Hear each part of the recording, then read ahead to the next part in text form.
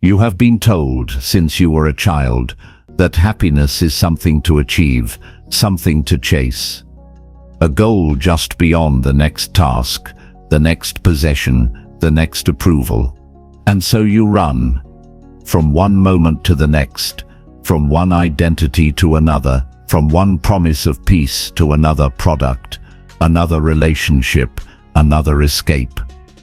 But have you ever stopped to ask, where are you running to? And who is it that runs? Happiness is not a destination. It is not a reward at the end of perfection. It is not the result of control. Happiness that must be earned is not freedom. It is a contract. It is a cage made of expectations. The Buddha did not teach you to pursue happiness. He taught you to understand suffering. Because in understanding suffering, its cause, its grip, and its illusion, you are no longer its prisoner. And in that freedom, peace appears. Real happiness is not excitement. It is not the high of having everything go your way. It is the quiet stillness of not needing things to go your way. It is the capacity to remain steady, even when life moves in ways you did not expect. This is the happiness that does not vanish when the moment changes, because it is not tied to the moment. It is tied to awareness, to presence, to letting go. You have been taught to chase, but the more you chase, the more you reinforce the belief that what you need is somewhere else. This belief is the true cause of suffering, not what you lack, but what you believe you must have to be whole. Nothing is missing from you. Nothing ever was, but as long as you believe happiness is outside, you abandon your own home. You leave the present moment in search of something already within it. The Buddha called this tan, craving, a thirst that never ends, a mind always reaching. And he offered no sugar to coat the truth. He said, this thirst causes suffering, but he also offered the way out, the eightfold path, not as rules, not as morality to impress others, but as a mirror to see yourself clearly, to walk, not outward but inward into your own freedom. You want peace? Then stop asking, how do I get more? And begin asking, what am I clinging to? Because all suffering is resistance, resistance to change, resistance to truth, resistance to the way things are. You don't need to become someone else. You don't need to escape your feeling. You need to see, to really see, that the peace you long for is on the other side of the walls you built, to avoid discomfort. The chase for happiness is not innocent. It is a rejection of now. It tells you that this moment, this version of you, is not enough, but this moment is the only moment that exists, and you, as you are the only doorway into truth. So stop, not because the world is finished, but because you were never meant to outrun yourself. Sit, breathe, feel, notice what arises when you stop chasing. Notice the anxiety, the fear, the doubt, and don't move. Let them speak. They are not the enemy. They are the unheard parts of you finally rising for your attention. This is the work, the sacred pause. Not to fix, not to control, but to witness. And in that witnessing, something ancient begins to soften. The breath deepens, the shoulders fall, the mind becomes less loud. And for the first time you begin to taste a kind of joy that is not based on having more, but needing less. You do not need to run. You need to return to awareness, to presence, to the miracle of simply being. Let this be your new practice, not chasing happiness, but choosing freedom, not avoiding discomfort, but holding it with compassion, not becoming someone else, but meeting yourself again and again with kindness. You were never broken. You were only lost in thought. Come home. There is a moment, subtle and quiet, that changes everything. It's not dramatic. It doesn't shout. It doesn't come wrapped in fireworks or applause. It comes like a breath you forgot you were holding. A gentle opening, a soft returning, This moment is the recognition, I don't have to chase anymore. You may still have desires, you may still feel longing, but now you see them for what they are. Clouds, not sky. Visitors, not truth. Passing weather in the vastness of your being. When you stop chasing happiness, you begin seeing clearly. You begin noticing how the mind constantly projects into the future, believing that the next experience will bring salvation, the next purchase, the next relationship, the next version of yourself. But the Buddha taught, the cause of suffering is craving, not because desire itself is wrong, but because unconscious craving is a form of self-abandonment. It pulls you away from the richness of what already is. When you chase, you leave the now, you leave the body, you leave the breath, and most painfully you leave yourself. Every moment you spend believing peace is out there, is a moment you forget it lives within. You don't need to crush your dreams. You don't need to become passive. But you must wake up to the truth that freedom comes not from having, but from being. Being whole even when incomplete. Being rooted, even when shaken. Being free even when feelings rise and fall. This is the paradox of awakening. The less you need, the more you feel full. The more you let go, the more you become yourself. True joy is not a reaction. It's a way of relating. It arises not because life is perfect, but because you've stopped demanding perfection from life. It arises not because your mind is silent, but because you no longer believe every thought it speaks. It arises not from getting more, but from remembering you already are more than enough. You may still suffer, but now you suffer consciously, with compassion, with clarity, without story. You say, pain is here, not I am broken, not something's wrong with me, just pain is here. Let me breathe with it. This is the shift from identification to observation, from reactivity to response, from control to curiosity. And in that shift, your inner world transforms, no longer ruled by cravings, no longer tossed by every wave, no longer a hostage to your emotions. Instead, you become a field of awareness, open, soft, unshaken. You listen to your fear. You hold your shame. You meet your grief as a long-lost friend. And the more you meet your own humanity with love, the less you fear it in others. The walls begin to fall. The masks slip away. You realize you don't need to perform your worth anymore. You don't need to hustle for belonging. You already belong to yourself, to the earth, to this breath, to this moment. And from this deep inner belonging, your outer life begins to shift. You don't need to say yes to everything. You don't need to prove your value. You don't need to numb your loneliness with noise. You begin to live with intention. You begin to speak with care. You begin to choose presence over performance. And this simple, radical return becomes your liberation. Not by escaping, not by achieving, but by returning, again and again, to the breath, to the silence, to the small joys, to the awareness that watches all things arise and pass, and says, I am still here. The Buddha did not offer comfort in the way the world defines comfort. He offered freedom, and freedom is not always comfortable. It asks you to stop distracting, to stop blaming, to stop waiting for someone else to make you whole. It asks you to sit naked, raw, real, with the very parts of yourself you were taught to hide. And it asks you to love them, to breathe with them, to let them come and go, without holding on or pushing away. Because this is the nature of life. Everything changes. The joys, the sorrows, the identities, the attachments, the people, the roles, all of it is impermanent. But what you truly are, the space of awareness, does not cling. It watches, it holds, it endures, and in this watching, you begin to trust life again.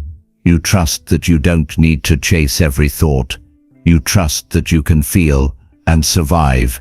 You trust that pain will pass and peace will return, not because you made it happen, but because you stopped interfering. This is the great unlearning.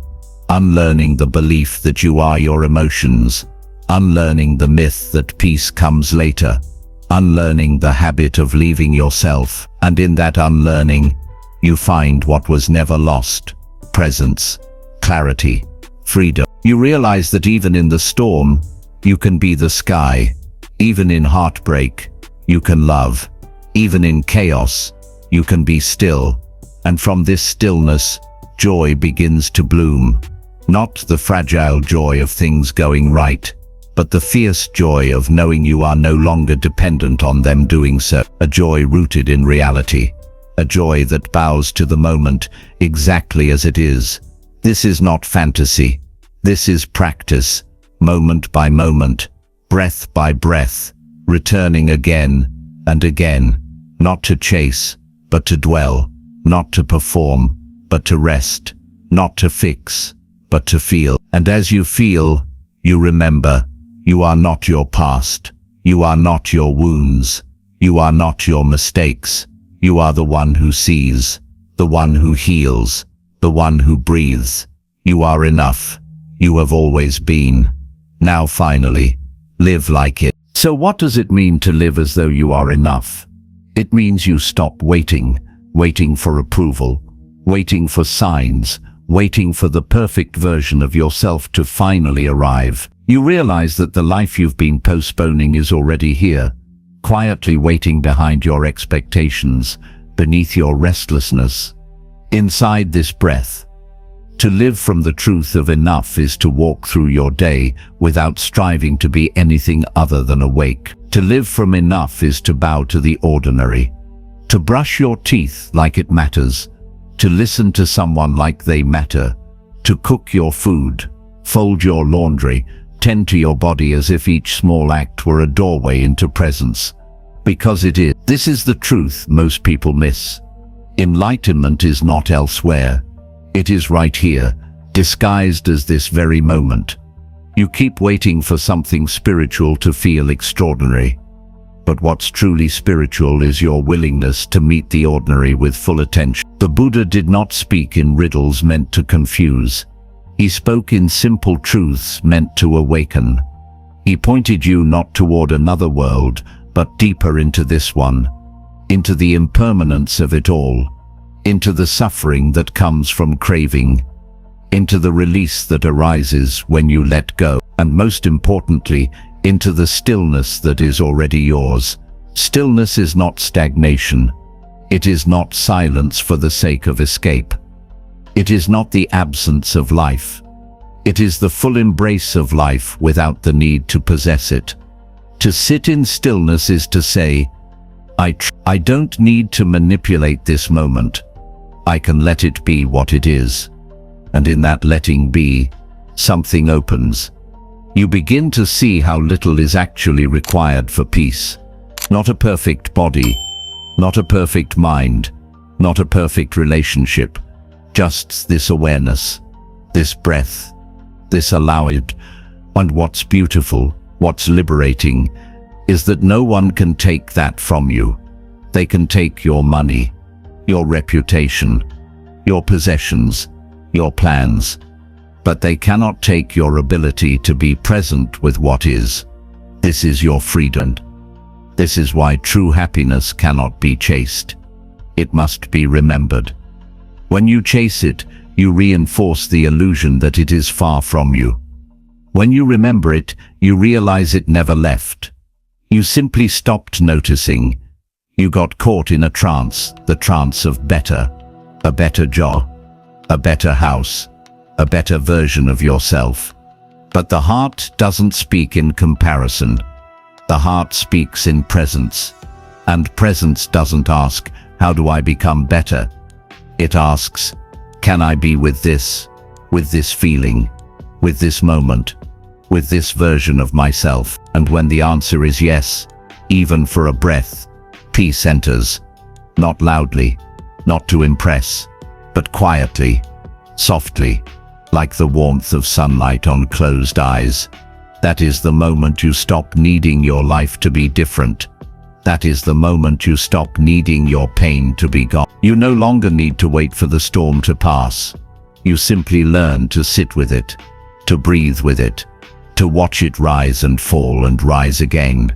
This is what the Buddha meant by liberation. Not that life will no longer bring sorrow, but that sorrow will no longer imprison you, because you no longer fear it. You no longer resist it. You no longer believe it defines you. You simply see it as a wave in the great ocean of your being. You ride it with compassion, and eventually, you let it go. Like all things, letting go is not an act of giving up. It is an act of trust. A trust that the next breath will come. A trust that life is wiser than your fear. A trust that you don't need to hold on to be whole. And when you live like this, not all the time, not perfectly, but more and more, everything becomes lighter. You laugh more. You forgive faster. You walk slower. You stop filling every silence with noise. You begin to taste the richness in every moment. And the idea of chasing happiness becomes absurd. Why chase what is already here? Why run from the very ground beneath your feet? The truth is, you are not meant to run anymore. You are meant to rest, to breathe, to trust, to open. You are meant to turn toward life, not flee from it. To say yes, even when it's hard. To bow, even when it hurts. To show up, even when it would be easier to numb out. Because that is the sacred path. Not the path of escape, but the path of return. Return to what? To yourself, to your breath, to your inherent dignity, to the quiet knowing that you are life, not separate from it. You are not here to perform. You are here to awaken. You are here to remember what the world tried to make you forget. That you are whole, that you are enough, that peace is not a prize, but your very nature. It's not always easy to live this way. You will forget. You will fall. You will crave. You will fear. But each time you remember, each time you pause and breathe and come back, the path becomes clearer, and eventually the remembering becomes more frequent than the forgetting. The peace becomes more familiar than the chase, and happiness, the kind that cannot be taken from you, becomes your natural state. Not because everything is perfect, but because you have stopped needing it to be. So much of your suffering has never come from the experience itself, but from your reaction to it. It wasn't the moment that hurt. It was your resistance, your refusal, your fear that it would last forever. You believed that if you could control enough, you could avoid pain. But in truth, the avoidance was the pain. This is what the Buddha saw so clearly, that life is filled with change, with uncertainty, with things you cannot script, and your craving for control is what binds you to the wheel of suffering. You do not suffer because of what happens. You suffer because you say, this should not be happening.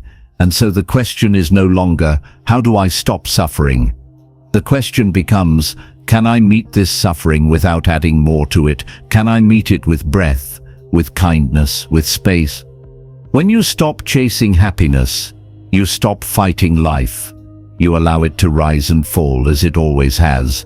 And in that allowing, a deeper peace emerges, one that is not dependent on your preferences being met. This is the maturity of spiritual life, when you no longer seek to avoid discomfort, but to understand it, when you no longer pray for pleasure, but for clarity, when you no longer chase highs, but honor the entire spectrum of experience.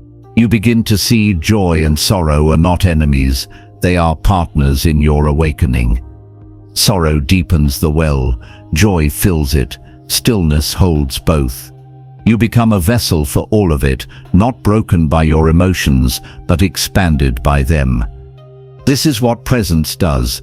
It expands your capacity. You can hold more pain without shutting down. You can hold more joy without clinging.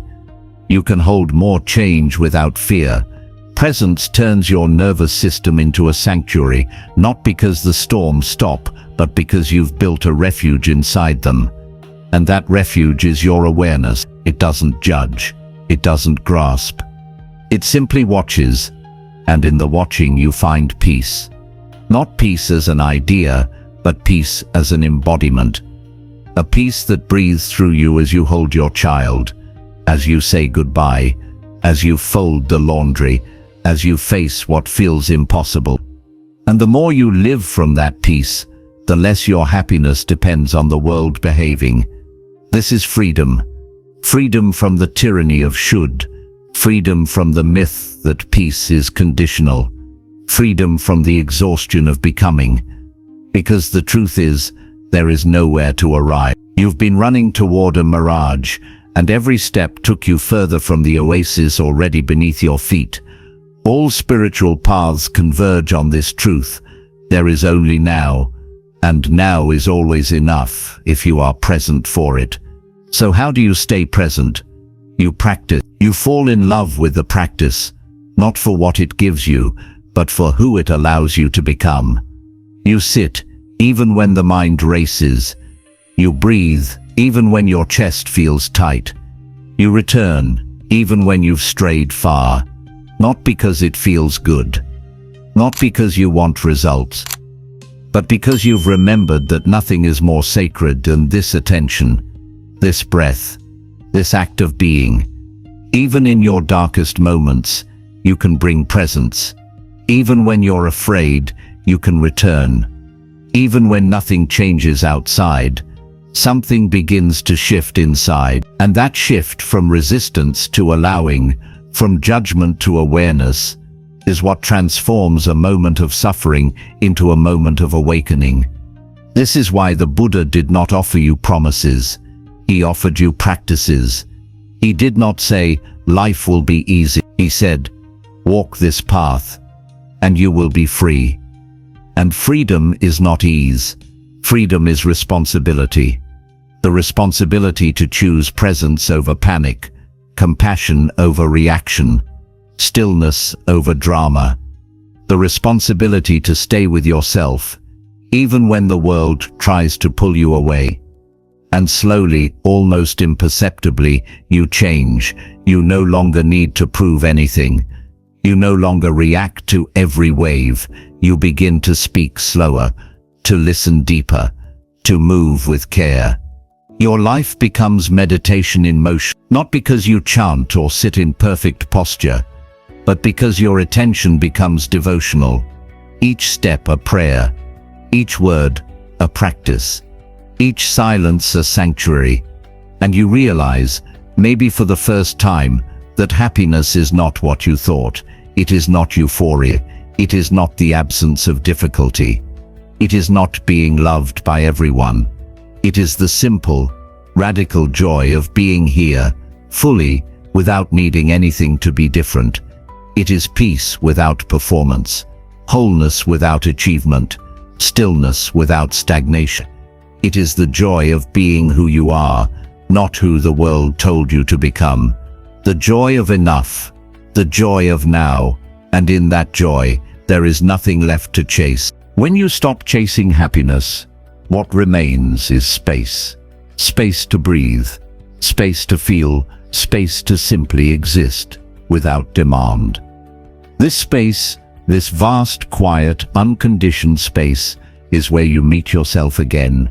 Not the self you constructed to survive, not the self shaped by ambition, image or fear, but the self before story, before comparison, before striving.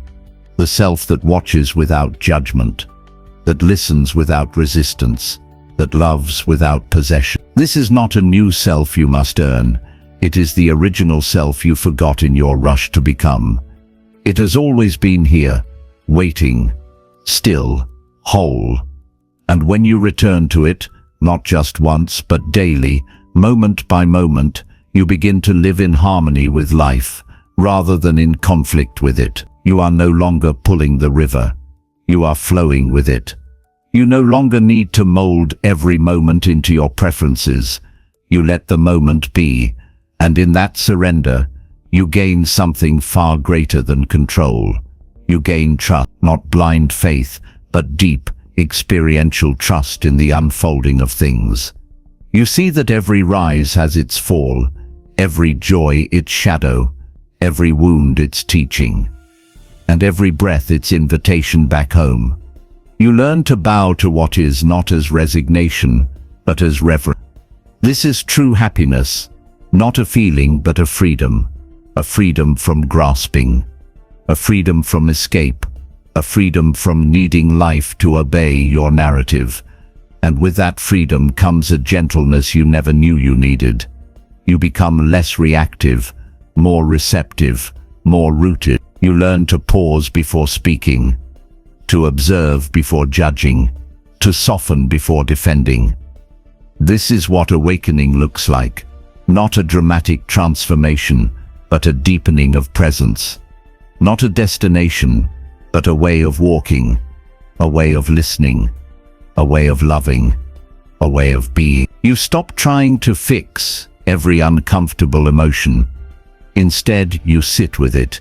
You say, welcome, teach me. And in that welcome, the emotion softens. It no longer needs to scream to be heard. Grief becomes sacred. Fear becomes a doorway. Anger becomes a mirror.